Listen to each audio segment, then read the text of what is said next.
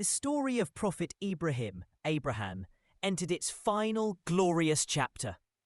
When the angels in disguise delivered the glad tidings that Sarah, despite her extreme old age and barrenness, would give birth to Ishak, Isaac, she laughed in disbelief. The angels gently reminded her of God's limitless power.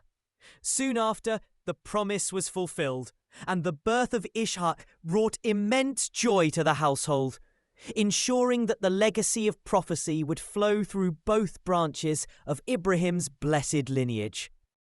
With his family secured in both lands, Ibrahim's spiritual mission reached its physical peak during his return to the desert valley of Makkah. Here, his firstborn son, Ismail, had grown into a strong, righteous young man. Ibrahim approached his son with a momentous divine command. God has commanded me to build a house for him here. Without hesitation, Ismail replied, "Then I will help you." Guided by God to the exact ancient foundations, father and son began the intense labor. Ismail carried heavy granite blocks from the surrounding mountains, while Ibrahim laid the stones. As the walls grew higher than Ibrahim could reach, Ismail brought a large stone for his father to stand on. This stone acted as a scaffold. Miraculously, it softened under Ibrahim's weight, leaving the deep physical imprints of his feet embedded in the rock, a relic known as the Maqam Ibrahim, the Station of Abraham. As they neared completion, a stone was needed to mark the starting corner of the sanctuary. The angel Gabriel, descended and gifted them a stone from paradise. This was placed into the eastern corner, known today as the Hajar al-Aswad, the Black Stone. Throughout the grueling work, they built with immense humility, constantly praying, "Our Lord, accept this from us. Indeed, you are the hearing, the knowing." Once the Kaaba was complete, God commanded Ibrahim to ascend the mountains and proclaim the pilgrimage, Hajj, to all of mankind.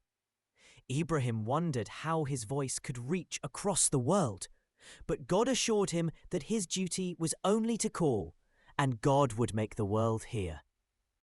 Having fulfilled his monumental purpose, Ibrahim spent his final years continuing to guide his people, split between his family in Palestine and Makkah. He lived a remarkably long life, estimated to be around 175 years. When his appointed time came, the angel of death arrived.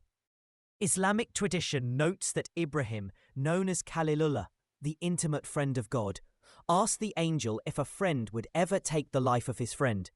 God beautifully responded to him. Does a lover hate to meet his beloved? Upon hearing this, Ibrahim's soul submitted with absolute peace and joy. He passed away quietly in Hebron, Al-Khalil, Palestine, where his sons Ismail and Ishak reunited to bury their beloved father in the Cave of the Patriarchs. He left behind a legacy as the patriarch of monotheism, a man who stood alone as an entire nation of faith.